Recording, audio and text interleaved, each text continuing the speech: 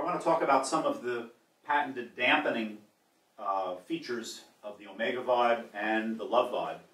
We really put a lot of thought into dampening because I heard so many complaints from so many vibe players, particularly chamber music players who use the vibraphone, and the vibes wouldn't dampen on the low end or wouldn't dampen in the middle, or it dampened too quickly one place or another.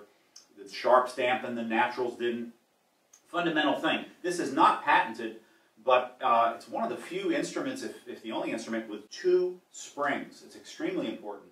Most vibraphones have a single central spring, and so the damper is free to sort of move around like this, and that sounds good, but freedom in this case is not helpful. You want to have the control of two springs so that you can adjust pressure here and adjust pressure here.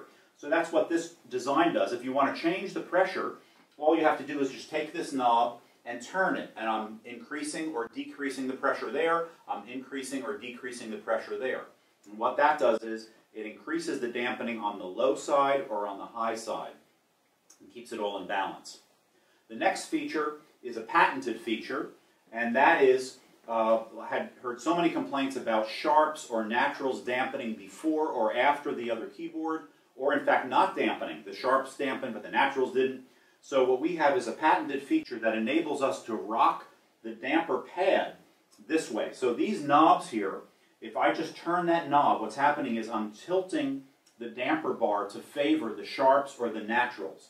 And that's an extreme lifesaver for people who are fanatical about their dampening and want the whole instrument to dampen evenly between the sharps and naturals. So I can almost do it while I'm playing. I can reach over here and test it and crank this side or that side. And the two sides work independently. So if I crank this up, I can favor the sharps on the low end dampening a little faster, or the naturals dampening a little faster. And up here, if I adjust this knob, I can favor the sharps being dampened faster or slower, depending upon how I change that angle.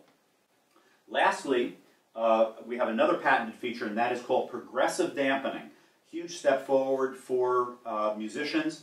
What it is it's a curved dampening gel. It's a gel underneath here, and we make that gel ourselves to this patented shape. And what it does is it takes the vibe bar and it touches the bar first, very delicately, closer to the node where it's not vibrating, so it doesn't buzz. And then as you let the pedal up, it gradually dampens towards the end of the bar. What most vibraphones do is it grabs the bar right at the very end where it's pretty violently vibrating, and so as you let the pedal up, it sometimes buzzes. You can't really make this buzz, even if you try, because it's very delicately dampening and then progressively dampening. We call it progressive dampening or wave dampening, and we are going to offer that to the musician in 3 different hardnesses. This happens to be the softest one available, but we have 3 different formulas that we can make this silicone gel into, so we can have a soft, medium, or hard. If you're a jazz player who wants a really sharp dampening effect, you would probably want the hard. If you're a chamber music player who wants to be able to feather the end of the note, to imperceptible, infinite degrees, you probably want the soft. And generally speaking, you probably want the medium. So that's another feature that the vibraphone player can actually customize the instrument to their particular taste.